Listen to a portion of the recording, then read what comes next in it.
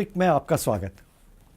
आज का विषय है H1N1 या स्वाइन फ्लू की बीमारी जो अब फैला हुआ है हिंदुस्तान में। इसके बारे में चर्चा करने के लिए हमारे बीच में हैं प्रोफेसर सत्यजीत रथ, जो दिल्ली साइंस फोरम के अध्यक्ष हैं और दिल्ली स्थित नेशनल इंस्टीट्यूट ऑफ इम्यूनोलॉजी में काम करते हैं। वेलकम सत्यजीत। सत्यजीत, ये स्वाइन फ्लू की जो बीमारी है केवल इस साल नहीं हुआ है, हर साल लग रहा है कि ये आ रहा है और शायद बढ़ रहा है, और ये भारत में भी नहीं, हमारे बगल में पाकिस्तान में भी हो रहा है। तो क्या कारण है कि ये बार बार बीमारी फैल रही है? इसके बारे में कुछ रोकथाम नहीं हो पा रहा है, और क्या इसके बारे में हमें चिंतित होना चाहिए? H1N1 विषाणु जो हैं, इन्फ्लुएंजा के विषाणु हैं, उनके बारे में जब सोचने लगे तो इन्फ्लुएंजा की जो बाकी नस्लें हैं विषाणु की, उनके बारे में भी सोचना ज़रूरी है। इन्फ्लुएंजा विषाणु की काफ़ी नस्लें हैं। ये नस्लें एक दूसरे में अपने जेनेटिक सामान का आदान प्रदान करती हैं, अपने आप में थोड़ा थोड़ा बदलाव बनाते रहती हैं। जब तक बहुत बदलाव नहीं होता तब तक, जैसे कि ये जो है H1N1 जो हमने 2009 में देखा था, उसे हम H1N1 विषाणु नस्ल कहते आए हैं। तो अभी बच्चा है, 6 साल का है, तो बहुत आश्चर्य की बात नहीं है कि अभी तक बदला नहीं है, और अभी तक है।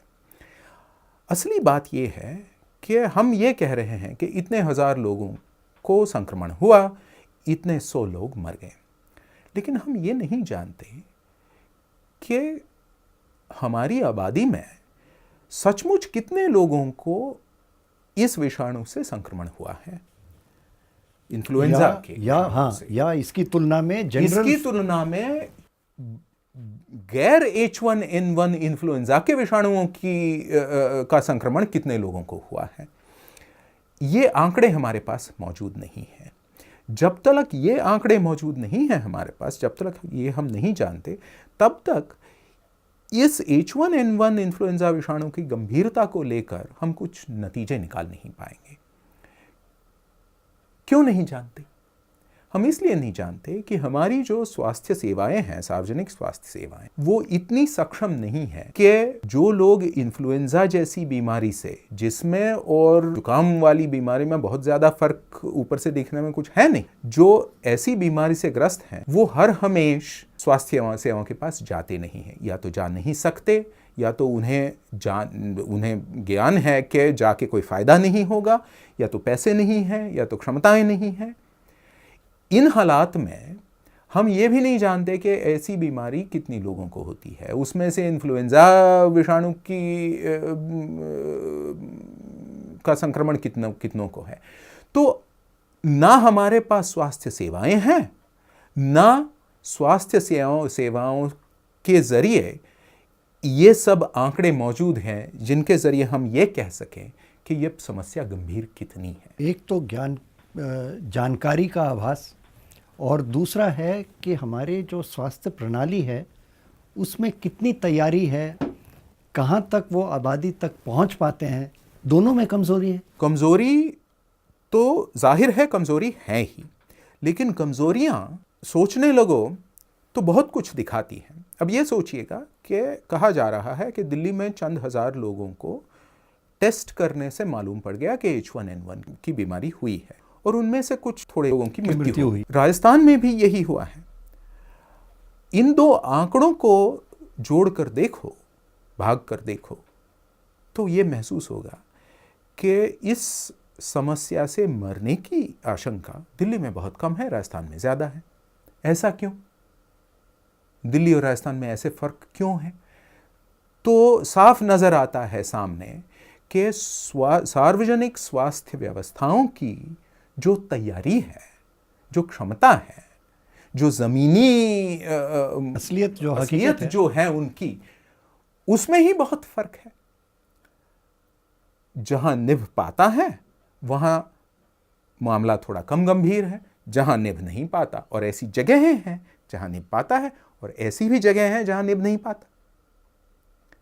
तो ऐसा नहीं है कि देश में हर एक के लिए समान और कम दर्जे की स्वास्थ्य व्यवस्था उपलब्ध है। देश में अलग अलग लोगों के लिए अलग अलग दर्जे की स्वास्थ्य व्यवस्था उपलब्ध है। ये भी तो गौर करने वाली बात है। तो आपका कहना ये है कि हमें शायद फ्लू की जो बीमारी है उससे ज़्यादा डर हमें लगना चाहिए कि हमारी स्वास्थ्य प्रणाली कितना कमज़ोर है। बिल्कुल, मैं तो ये कहूँगा कि ये एक हमारे सामने उदाहरण स्वरूप है, ना कि समस्या स्वरूप है, ना कि क्राइसिस स्वरूप है। एक चेतावनी है, एक चेतावनी है हमारे लिए कि भाई देखिएगा, ये और एक उदाहरण है जिसके जरिए आप जान पा रहे हैं कि आपके लिए स्वास्थ्य सेवाओं की असलियत समझना और उनमें सुधार करना बहुत ही अनिवार्य बात है। आप ये हमारे दर्शकों के लिए ये बताइए कि ये चुनौती है आज के हमारे सामने, तो इसके बारे में केंद्र में हो या राज्यों में हो तो सरकार को क्या करना चाहिए और क्या कर सकते हैं? थोड़ा ये होता है कि माध्यमों के जरिए चित्र ये उभर आता है कि एक भयानक संकट आ पहुंचा है, सर पे पड़ा है, इससे जूझना चाहिए, इससे निभना चाहिए। सरकार के लिए ये बड़ी उपयुक्त बात होती है इस तरीके का जो माध्यमों के जरिए बात का प्रेजेंटेशन, क्योंकि सरकारें क्या कर सकती हैं? अल्पकालीन जो प्रतिक्रियात्मक कदम है उठाना सरकार के लिए आसान है कि कोई कोशिश करके यहाँ से वहाँ से पैसे कम ज़्यादा करके जुगाड़ करके लोगों को यहाँ से निकाल के उस काम में लगा के सरकारी कर्मचारियों को आप एक यूं आभास खड़ा कर सकते हैं कि सरकार इसके खिलाफ कदम उठा रही है और बतौर युद्ध सतह पे कदम उठा रही है।